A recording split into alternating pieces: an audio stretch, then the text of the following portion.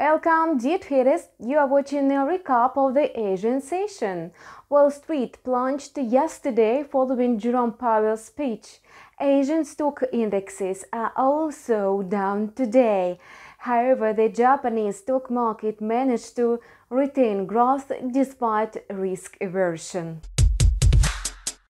In his speech to Congress yesterday, the Fed chair warned that the regulator would stick to aggressive tightening. Powell mentioned the strong economic reports released recently, but stressed that inflation is still far from the 2% target. The Fed could even accelerate the pace of tightening for a longer period, if necessary. The historical record cautioned strongly against prematurely loosening policy. The Fed will keep raising rates until the job is done, Powell said. The next Fed meeting is scheduled for March 21 and 22. According to the FedWatch Tool, the chance of a rate hike by a half a point now stands at 73.5%. Only 2 days ago, on March 6, about 75.3% of speculators anticipated a quarter-point rate increase. The situation has changed drastically. However, Jerome Powell will deliver another speech today. Apart from that, ADP data is on tap.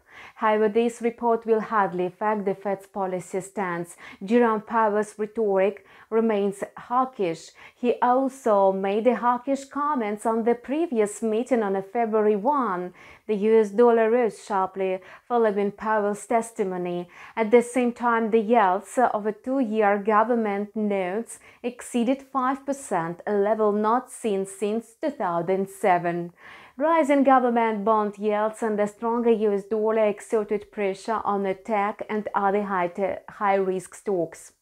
The greenback regained luster with investors. It jumped to 105.80 versus its main rivals, and now the US dollar is flexing muscles after the euro slid to 8-week lows, and the oil and gold prices plummeted. Prior to the American session and Jerome Powell's testimony, the US dollar is moving in the upward range of 105.60 and 105.90. The US currency retains bullish bias amid a resilient economy and a strong labor market despite interest rate hikes. Therefore, the ADP report and especially non-farm payrolls could have a huge impact on the trajectory of the US dollar. Non-farm payrolls data for February is due on a Friday. Until then, the US currency is likely to keep growing. Curiously enough, the Japanese stock indexes weathered the storm. They rose slightly, extending their 3-day winning streak amid domestic economic reports. Japan posted a record current account deficit hurt by the swelling import costs and energy prices due to a weak yen. The trade balance, a part of the current account, also hit a record deficit. The next meeting of the Bank of Japan will be held on a Friday, and this will be the last meeting of the incumbent governor. Will Haruhiko Kuroda take any decisive steps to support the yen? Probably not. Given the attempts to bolster the labor cost index and the sharp increase in economic expansion, the regulator is likely to remain committed to a softer stance. Besides, in January, inflation in Tokyo declined sharply, and Katsuo Ueda, the incoming Bank of Japan governor, has already stressed that inflationary pressure in Japan is driven by external factors rather than internal ones.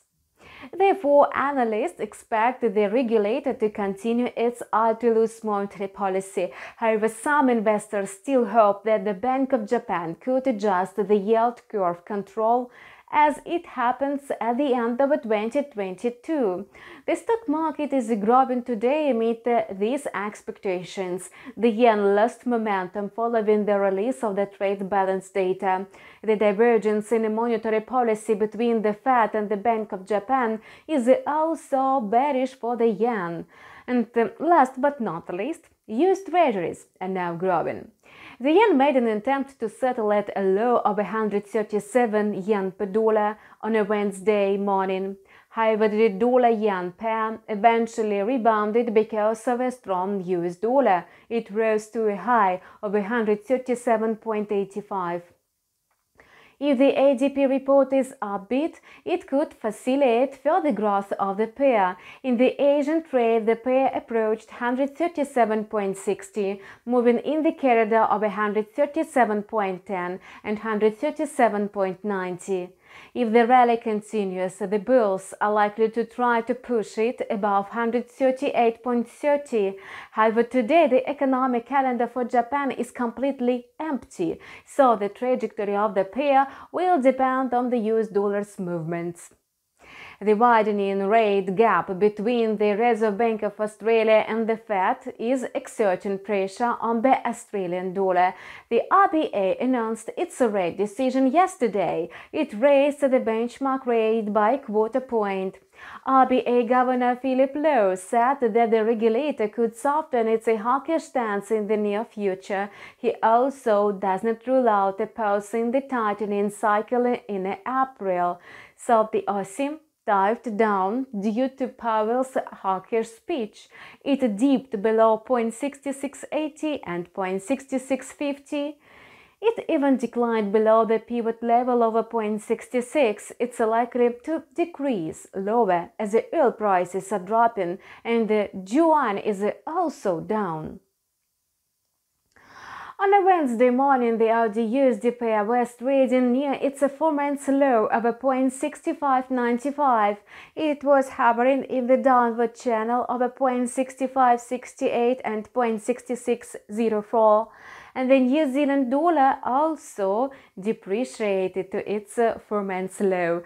However, the Reserve Bank of New Zealand remains hawkish. It pledged to make rate decisions based on incoming economic data on inflation and the labor market.